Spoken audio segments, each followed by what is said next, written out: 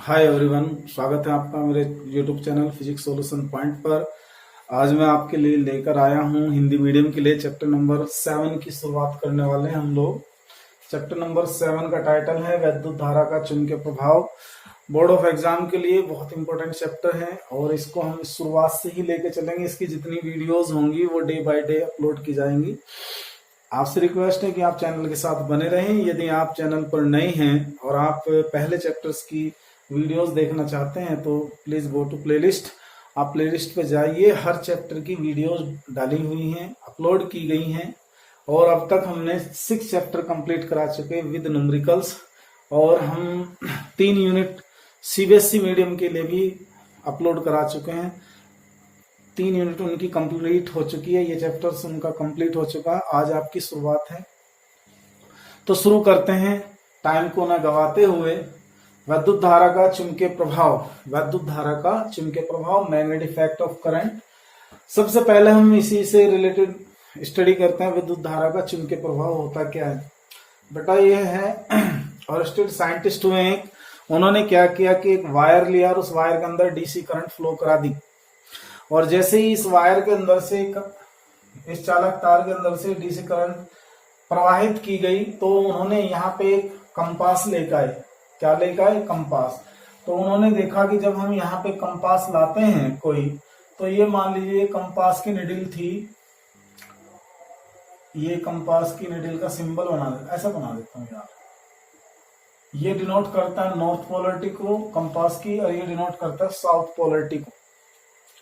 तो जब हम कंपास लाते हैं तो ये इसकी इनिशियल कंडीशन है। जब इसके अंदर करंट फ्लो कराते हैं तो ये कंपास थोड़ा सा इस तरफ अट्रैक्ट हो जाती है ऐसे, और ये इसकी क्या है? वर्चुअल पोजीशन है, आभासी स्थिति है इसकी। इधर लेके आते हैं जब हम इसी कंपास को, एज इट इज ये नॉर्थ पोलरिटी है, ये साउथ, तो ये थोड़ा दूर की तरफ विस्थापित हो जाती है। ये इसकी आभासी स्थिति है। आप समझने की कोशिश करना। जब हम किसी चालक तार के अंदर डीसी धारा को प्रवाहित करते हैं, धारा इसके अंदर से बहती है, इसके अंदर से जब धारा बहती है तो करंट ऐसे, मान लीजिए एक वायर है, ये करंट ऐसे फ्लो हो रही है, तो हम करंट की डायरेक्शन ज्ञात करने के लिए चुंबकीय क्षेत्र की दिशा को ज्ञात करने के लिए एक आप नियम याद रखेंगे। ये नियम है आपका राइट हैंड पाम रूल, दाएं हाथ की हथेली का नियम। दाएं हाथ की हथेली का ये आपका नियम है, तो इसको कहीं पर भी अप्लाई कर सकते हैं, किसी भी स्थिति में अप्लाई कर सकते हैं।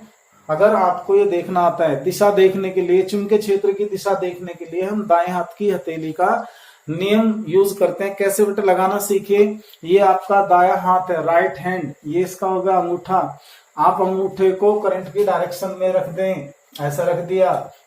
जिस ओर भी आपको, जिस डायरेक्शन में भी आपको मैग्नेटिक फील्ड फाइंड करना है तो आप क्या करेंगे? अंगूठा करंट की डायरेक्शन में रखेंगे और चारों उंगलियां ऐसे फैला देंगे, ऐसे। तो आप ऐसे जब फैलाएंगे तो आपकी हथेली इनवर्ड आई, यानी कि अंदर की ओर आई। इस स्थिति में चुंबकीय क्षेत्र क्या होगा? कागज तल के लंबवत नीचे की ओर होगा, यानी कि आपके चारों उंगलियों की दिशा की ओर होगा। अब यदि हम इस चालक तार के लिए बाईं तरफ चुंबकीय क्षेत्र की दिशा को देखना चाहते हैं, मैग्नेटिक फील्ड देखना चाहते हैं, तो हम अंगूठा करंट की डायरेक्शन में रखेंगे और चारों उंगलियों को इस ओर फैला देंगे तो हथेली बाहर की तरफ आती है। बाहर की तरफ आने पर इधर इस तार से लेफ्ट में जो है ना, मैग्नेटिक फील्ड चुंबकीय क्षेत्र बाहर की ओर होगा ऐसे। इसमें चुंबकीय क्षेत्र बाहर की ओर होगा और इसमें चुंबकीय क्षेत्र अंदर की ओर होगा। इसका मीनिंग है कि यहाँ से चुंबकीय क्षेत्र निकलता हुआ दिखाई देगा और यहाँ से चुंबकीय क्षेत्र इसके अंदर जाता हुआ दिखाई देगा और फिर ये ऐसे आएगा, कंप्लीट करेगा ये। और आपने पता है कि जब भी किसी वायर के अंदर करंट फ्लो होती है, डीसी करंट फ्लो होती है, धारा बहती है, तो उससे सर्कुलर फॉर्म में, वृत्ताकार भाग में, वृत्ताकार लूपों के रूप में क्या बनता है? हमारा चुंबकीय बल रेखाएं बनती हैं और ये बल रेखाएं ऐसे बनेंगी। यहाँ ये बल रेखाएं कैसे बनती है? ऐसे। एक चीज और ध्यान रखेंगे आप, चैप्टर की शुरुआत है, पहले ही बता देते हैं कि अगर किसी कॉइल के अंदर, बंद कॉइल है, कोई बंद लूप है, उसके अंदर करंट फ्लो होती है क्लॉकवाइज डायरेक्शन में, ये क्लॉकवाइज डायरेक्शन है, तो ये वाला पुल जो लूप के अंदर का हिस्सा है जो सामने दिखाई दे रहा है, ये कैसे काम करेगा, साउथ पोलरिटी की तरह से काम करेगा। ये देख सकते हो बेटा, ये आपका लूप है, करंट लूप, क्लोज लूप। आप इसमें करंट ऐसे फ्लो कराएं ऐसे, तो आपकी साइड से देखने पर क्लॉकवाइज डायरेक्शन में है, तो ये इधर वाला हिस्सा जो इधर गया है बोर्ड की तरफ वाला हिस्सा साउथ पोलरिटी की तरह से बिहेव करेगा। अगर इसके अंदर किसी क्लोज लूप में करंट क्या हो, एंटी क्लॉकवाइज डायरेक्शन में फ्लो हो रही हो, वामावर्त दिशा में बह रही हो, तो इस सिचुएशन में आपका ये लूप नॉर्थ पोल की तरह से काम करेगा। चुंबकीय यहाँ पे जो चुंबकीय क्षेत्र होगा वो आपकी तरफ होगा, ये लूप होगा, इसमें करंट ऐसे फ्लो हुई तो चुंबकीय क्षेत्र होगा ऐसे टिप की तरफ, इस मार्कर की टिप की ओर होगा, यानी कि बाहर की ओर होगा। ये आप बात समझ लीजिए। तो अब आप विद्युत धारा का चुंबकीय प्रभाव समझ गए होंगे। एक बार रिपीट करते हैं कि जब भी किसी चालक तार के अंदर हम डीसी करंट प्रवाहित करते हैं, दिष्ट धारा प्रवाहित करते हैं, नॉर्मली हम यही कहते हैं कि जब किसी चालक तार के अंदर धारा बहती है तो उस चालक तार के दोनों ओर चुंबकीय क्षेत्र उत्पन्न हो जाता है। विद्युत धारा के इस प्रभाव को चुंबकीय प्रभाव कहते हैं, धारा का चुंबकीय प्रभाव कहते हैं। क्या कहते हैं, धारा का चुंबकीय प्रभाव कहते हैं। विद्युत धारा के इस प्रभाव को धारा का चुंबकीय प्रभाव कहते हैं। Is that clear? अब आते हैं, हम पहला टॉपिक लेंगे, धारा अवयव, करंट एलिमेंट। ये जो हम आज डिफाइंड करेंगे, ये पूरे चैप्टर में लगभग हर आर्टिकल में इसका इस धारा अवयव या करंट एलिमेंट जिसको अब हम डिफाइंड करेंगे, इसका पूरे चैप्टर के अंदर यूज किया जाएगा, इसका उपयोग होता है। तो पहले हम इसी को समझते हैं। किसी चालक तार के अल्पांश, अल्पांश का मतलब है एक बहुत ही छोटा हिस्सा जिसकी बहुत छोटी लंबाई हो, बहुत ही छोटा हिस्सा, जीरो तो ना हो लेकिन उसका साइज बहुत ही कम हो। किसी चालक तार के अल्पांश dl तथा धारा I के गुणनफल को, उस धारा के गुणनफल को जो इसमें बह रही है, धारा I के गुणनफल को धारा अवयव या धारा अल्पांश या करंट एलिमेंट कहते हैं। यह एक सदिश राशि है। कैसी राशि कहलाएगी? ये सदिश राशि की भांति व्यवहार करेगी। सदिश राशि है, यह एक सदिश राशि है। इसे किससे डिनोट करना है बेटे? इसे आइडियल वेक्टर से व्यक्त करते हैं। ये याद रखिएगा, आइडियल वेक्टर से व्यक्त करते हैं।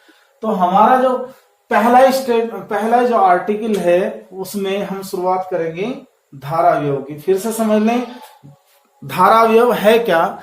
धारा अवयव है किसी चालक के एक छोटे से अल्पांश या छोटे से भाग में धारा का गुणनफल।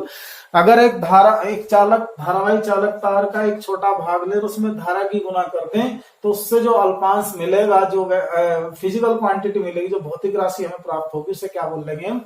उसको बोल लेंगे हम धारा अवयव या धारा अल्पांश या करंट एलिमेंट कहते हैं। इसे डिनोट करता है डीएल वेक्टर से।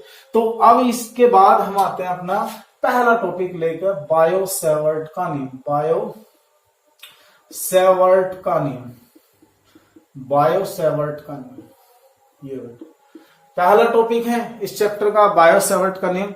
ये सन 1820 ईस्वी के आसपास ईस्वी में फ्रांस के दो साइंटिस्ट थे, फ्रांसीसी वैज्ञानिक,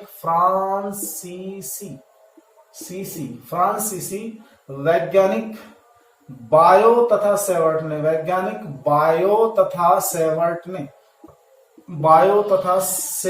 ने, फ्रांसीसी वैज्ञानिक बायो तथा सेवर्ट ने किसी धारा अल्पांश के कारण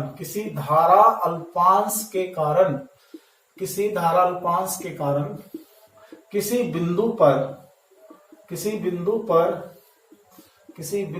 पर उत्पन्न चुंबकीय क्षेत्र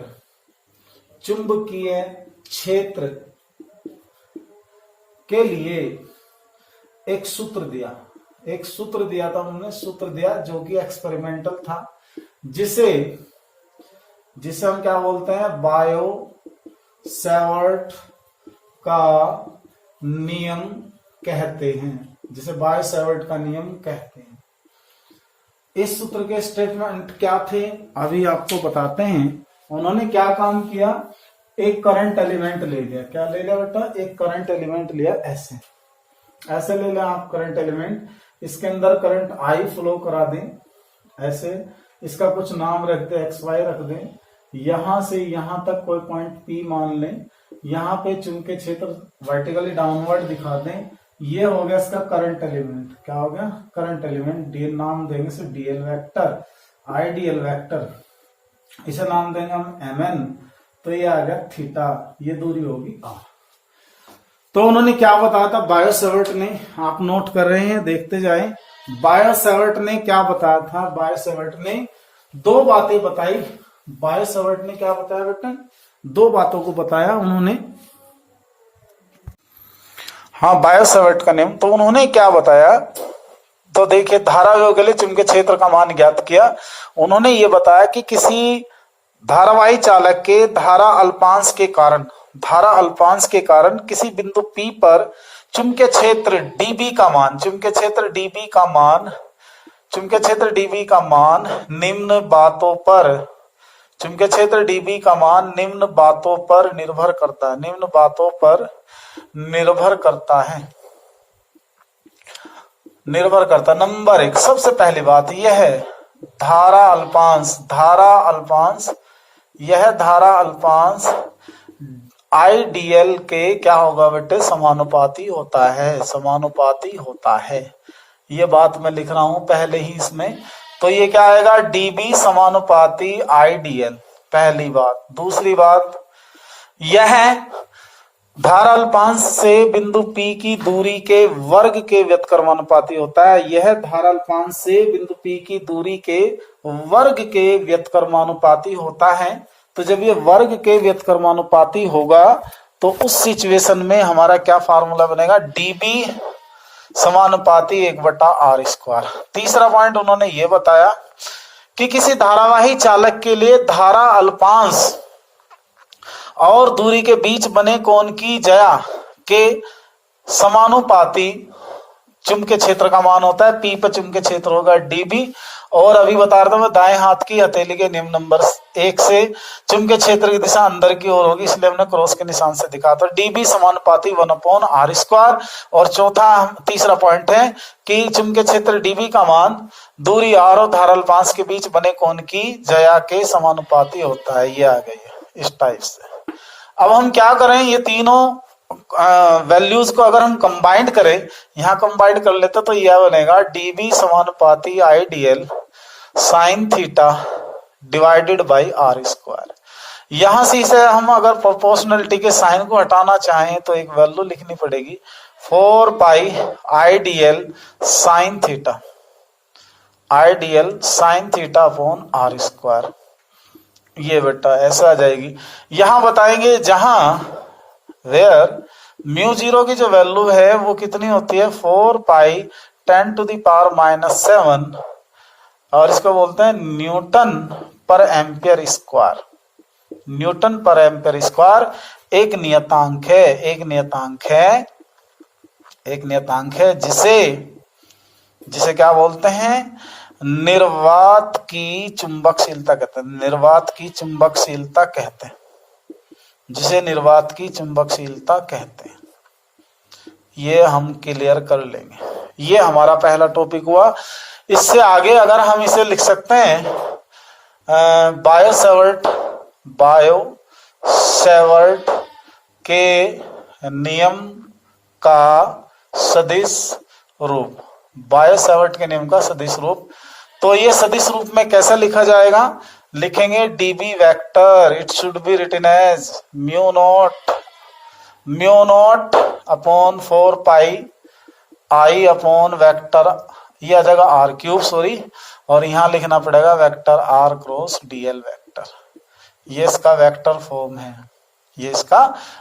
फॉर्म है।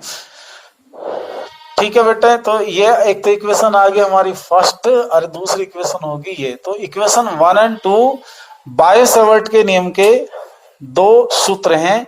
एक हमारा मैग्नीट्यूड फॉर्म में dB = μ0 upon 4 pi IDL sine theta upon r², और एक है वेक्टर फॉर्म में dB vector = μ0 upon 4 pi I upon r³ vector r cross dl vector.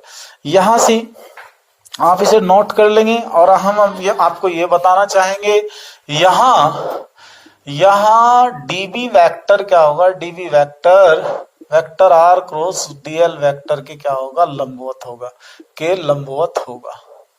एक क्वेश्चन लेंगे आपको समझाएंगे इस टाइप का भी, ठीक है। इसके बाद आप इसे नोट कर लें बेटा। इसके बाद हम टॉपिक लेंगे इसका, इसी से रिलेटेड है, बायो सेवर्ट लॉ से, बायो सेवर्ट लॉ से ही रिलेटेड है। अभी आपको एक क्वेश्चन लेंगे छोटा सा, उसके माध्यम से, उसके जरिए आप समझने की कोशिश कीजिए कि इसको सदिश रूप में लिखने का बेनिफिट क्या है। देखिए एक क्वेश्चन है, दिए गए चित्र में बिंदु P पर चुंबकीय क्षेत्र तथा दिशा ज्ञात करें। बायो सेवर्ट की वेक्टर फॉर्म का रूल उसकी हेल्प से करेंगे हम, कैसे निकाल सकते हैं। हमने पढ़ा है, सिंस अभी पढ़ा हमने कि dB vector it is equal to mu nought upon 4 pi, dB vector mu nought upon 4 pi I upon r की cube vector r into dl vector. देखें आप, ये फर्स्ट इक्वेशन है बेटा, इसको कैसे करेंगे वेक्टर फॉर्म से, कितना इजी होगा। देखिए हियर वेक्टर r किसकी डायरेक्शन है, r, और y एक्सिस के अलोंग है, तो इसे क्या लिखेंगे, j। ये बेटा p पॉइंट है, ये बहुत मरियल सा बन गया। तो ये vector r is equal to r j cap लिखा जाएगा। डीएल वेक्टर किसकी डायरेक्शन में, dl vector working along z axis, तो ये आएगा डीएल के कैप। नाउ वी हैव अब हम लेके चलेंगे इसको, dB vector it is equal to mu nought upon 4 pi I upon r का क्यूब मल्टीप्लाई वेक्टर r की वैल्यू कितनी है, r j cap cross product dl k cap, ऐसे लिख लेंगे। तो यहां से r से ये पावर कैंसिल हो जाएगी इसकी, तो ये क्या आएगा, mu nought upon 4 pi I upon r square, और dl भी बाहर आ जाएगा because these are magnitude, numerical value r और dl, तो ये क्या बना, j क्रॉस k कैप। और हम लोगों को पता है j क्रॉस k कैप किसके इक्वल होगा, mu nought upon 4 pi I dl upon r square, और ये j क्रॉस k कैप आपको बता दे, j क्रॉस k कैप किसके इक्वल आएगा, I कैप के, तो ये बना I कैप। तो ये हमारा मैग्नेटिक फील्ड आ गया। आई कैप इंडिकेट करेगा कि जो हमारा मैग्नेटिक फील्ड है वो किसके अलोंग वर्क करेगा, एक्स एक्सिस के। तो एक्स एक्सिस है बाहर की तरफ ऐसे, तो यहाँ पे मैग्नेटिक फील्ड कैसा होगा, वर्टिकली अपवर्ड होगा। मैं थोड़ा इसको नीचे दिखा सकता हूँ, यहाँ वर्टिकली अपवर्ड होगा, और इसकी डायरेक्शन होगी ऐसे, इसके पैरेलल होगी, वर्टिकली अपवर्ड। तो ये होगा बेटा इसका answer, which acts along positive x axis, positive x axis answer आ गया। आप नोट कर लें, एक और प्रॉब्लम देखेंगे अभी इसके। हो गया बेटा, ओके। अब न्यू प्रॉब्लम देखिए, एक छोटी सी प्रॉब्लम है, म्यू नोट और एप्सिलॉन नोट में रिलेशन ड्राइव कराता है। तो यहां हम इसको मिटा देते हैं, एक इंपॉर्टेंट फार्मूला करते हैं। इंपॉर्टेंट फार्मूला देखिए क्या है, इंपॉर्टेंट फार्मूला है number 1, important under root mu nought upon epsilon nought का मात्रक क्या होगा, का मात्रक इंपॉर्टेंट है। तो हम इसे शुरू करते हैं, mu nought upon epsilon nought की होल पावर 1/2। म्यू नॉट का फार्मूला न्यूटन पर एम्पियर स्क्वायर, और इसका formula coulomb square upon newton metre का स्क्वायर, और इसकी पावर 1/2। इसको ऊपर ले जाएंगे, newton multiply newton metre square upon coulomb square into ampere का स्क्वायर, इसकी होल पावर 1/2। ये क्या आ जाएगा, न्यूटन का स्क्वायर मीटर का स्क्वायर डिवाइडेड बाय कूलम का स्क्वायर एम्पियर मीटर का एम्पियर का स्क्वायर 1/2। इसके बाद आप वर्गमूल ले लें। तो जैसे आप वर्गमूल लेंगे तो ये टर्म किसके इक्वल बन के आएगी, म्यू नॉट एप्सिलॉन नॉट चल रहा है हमारा, तो ये टर्म किसके इक्वल आएगी, न्यूटन मीटर अपॉन कूलम पर एम्पियर। बट हम जानते हैं न्यूटन मीटर क्या होता है, joule upon coulomb into ampere. पिछले चैप्टर में हमने ये पढ़ा, जूल पर कूलम किसके इक्वल होता है, वोल्ट के, तो वोल्ट पर एम्पियर। वोल्ट पर एम्पियर को क्या लिखेंगे हम, ओम। तो इसका मात्रक क्या होगा बेटे, ओम। ये आप नोट कर लें। आपने कहा जाएगा square root mu nought upon epsilon nought का मात्रक ज्ञात कीजिए, तो आप इसको इस टर्म में लिखेंगे। म्यू नॉट का मात्रक आप लिखेंगे न्यूटन पर एम्पियर स्क्वायर, एप्सिलॉन नॉट का मात्रक आपका coulomb square upon newton metre square. ये ऊपर चला जाएगा newton into newton metre square, coulomb square की मल्टीप्लाई एम्पियर स्क्वायर में हो जाएगी, तो newton square into metre square upon coulomb square into ampere square 1/2, इससे स्क्वायर रूट आ जाएगा, तो न्यूटन मीटर अपॉन कूलाम प्रति एम्पियर। न्यूटन मीटर को जूल लिखेंगे और पर कूलाम, जूल पर कूलाम किसके इक्वल हो जाएगा, वोल्ट के, और एम्पियर एज इट इज, तो ये ओम्स लॉ बन गया। वोल्ट अपॉन एम्पियर किसके इक्वल होता है बेटे, ओम के। आप इसे नोट कर लें और एक और इसकी प्रॉब्लम समझें जो अच्छी प्रॉब्लम है, बेहतरीन वाली, इतना आप इसे नोट करें।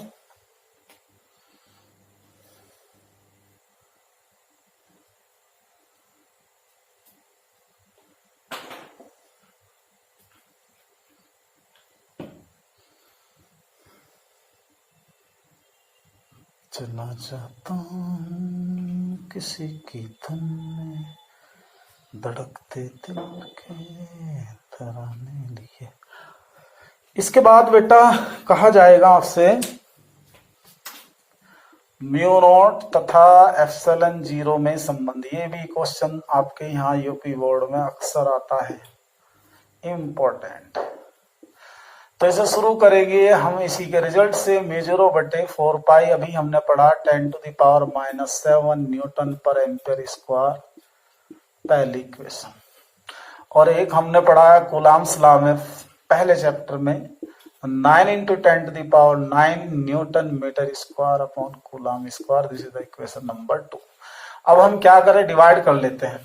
क्या करते हैं, डिवाइड करते हैं। समीकरण 2 को समीकरण 1 से भाग दे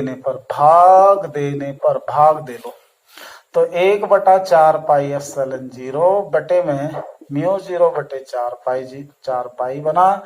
इधर 9 गुना 10 की पावर 9 बना, इधर कितना बना 10 की पावर -7 बना, इधर बन गया newton metre square upon coulomb square, और इधर बना न्यूटन पर एम्पियर का स्क्वायर। अच्छा, इसके बाद हटा देते हैं राइट साइड वाले को, ये आपने नोट कर लिया होगा। अगर नहीं किया है तो इससे थोड़ा बैक जाकर वीडियो पॉज करके नोट कर लेंगे। इधर ऊपर ले जाएंगे तो ये यहां से ऊपर गया, ये बना 4 pi multiply 4 pi mu 0 epsilon 0 it is equal to 9 × 10⁻9 + 7, और बेटा ये ऊपर जाके न्यूटन का स्क्वायर मीटर स्क्वायर बनेगा, और ये बनेगा कूलाम का स्क्वायर एम्पियर स्क्वायर। दोबारा से समझे, तो यहां से इससे नहीं, हमारा उल्टा हो गया भाई। ये तो रहेगा हमारा न्यूटन मीटर स्क्वायर, और बेटा ऊपर जाएगा एम्पियर स्क्वायर, एम्पियर का स्क्वायर, और नीचे क्या आएगा, ये आएगा coulomb square into Newton. Newton से न्यूटन कैंसिल होने वाला है, 4 पाई से 4 पाई कैंसिल होने वाला है, upon mu nought epsilon nought it is equal to 9 × 10⁻16 into metre square divide multiply ampere square, और इसको हम लिख सकते हैं कूलाम को एम्पियर सेकंड से, तो एम्पियर सेकंड से जब स्क्वायर करोगे तो एम्पियर स्क्वायर सेकंड स्क्वायर, इससे ये कैंसिल होने वाला है। 1 upon mu nought epsilon nought बनेगा, 9 × 10⁻16 बनेगा, साथ में बनेगा metre square upon second square. इसे थोड़ा और मॉडिफाई कर लेते हैं, कैसे, 3 × 10⁸ मीटर पर सेकंड, इसका होल स्क्वायर। और ये आपको पता है ये किसकी स्पीड है, speed of light in vacuum, निर्वात में प्रकाश की चाल c बोलते हैं। जब इसका वर्क करेंगे तो c² आएगा। और इसके बाद बेटा मैं ये स्टार बना देता हूं, यहां से लिख देते हैं इसको, c स्क्वायर रूट ले लेंगे, अंडर रूट क्या बनेगा म्यू 0 एप्सिलॉन 0, ये इसका आंसर हुआ, ये इसके बीच रिलेशन हुआ। तो प्लीज नोट इट, आप इसे नोट कर लें, बहुत ही अच्छा टॉपिक है। केवल वैल्यूज रख के डिवाइड करना सिंपल कैलकुलेशन है, और इस कैलकुलेशन के बाद आपका आर्टिकल हो जाएगा। आप इसे नोट कर लें। आपको मैंने ये टॉपिक कराए हैं आज स्टार्टिंग में, कल हम इसकी एप्लीकेशन और न्यूमेरिकल प्रॉब्लम कराएंगे। तो आपसे निवेदन है प्लीज बने रहें। अगर आप चैनल पर नए हैं तो चैनल को सब्सक्राइब कीजिए, वीडियोज को लाइक कीजिए। इसी के साथ मैं आपसे विदा लेता हूं। Thanks for watching, thanks for being us, good bye.